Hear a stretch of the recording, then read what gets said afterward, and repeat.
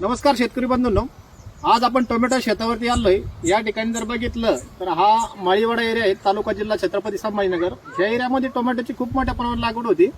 आता जर बघितलं तर हा 50 दिवसाचा प्लॉट आहे।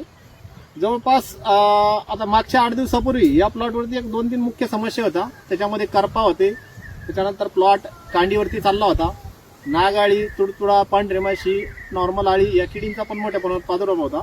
तर आपण जीएसपी कंपनीतर्फे त्यांना एक बेस्ट कॉम्बिनेशन दिलं होतं। ते कॉम्बिनेशन वापरल्यानंतर आपण 8 दिवसानंतर या ठिकाणी आलोय। तर आज आपण बघू शकतो की प्लॉट सेटिंग मध्ये पण चाललेला एकदम चांगले फुलाची सेटिंग आहे। त्याच्यानंतर करपा चांगला प्रकारे कव्हर झाला आहे, पेऱ्यातलं अंतर कमी झालं आहे, कारण ढगाळ वातावरण असल्यामुळे पेऱ्यातलं अंतर सतत वाढत होतं। आपण ते कॉम्बिनेशन दिल्यामुळे आज पेऱ्यातलं अंतर पण कमी झालं। ते कॉम्बिनेशन कोणतं आहे तर ते आहे वेस्पा आणि रावण। आता या ठिकाणी जर बघितलं तर वेस्पा जे बुरशीनाशक आहे ते करप्याला पण काम करतं आणि पिकाची वाढ पण थोडीशी थांबवतो। त्याच्यामुळे काय होतं, पेऱ्यातलं अंतर कमी होतं आणि पेऱ्यातलं अंतर कमी झालं की फुलाची सेटिंग ऑटोमॅटिक जास्त होते।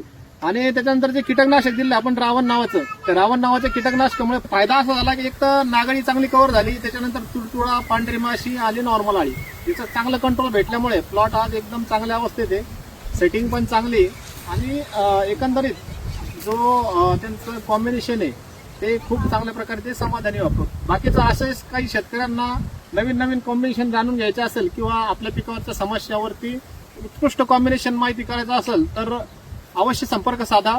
धन्यवाद।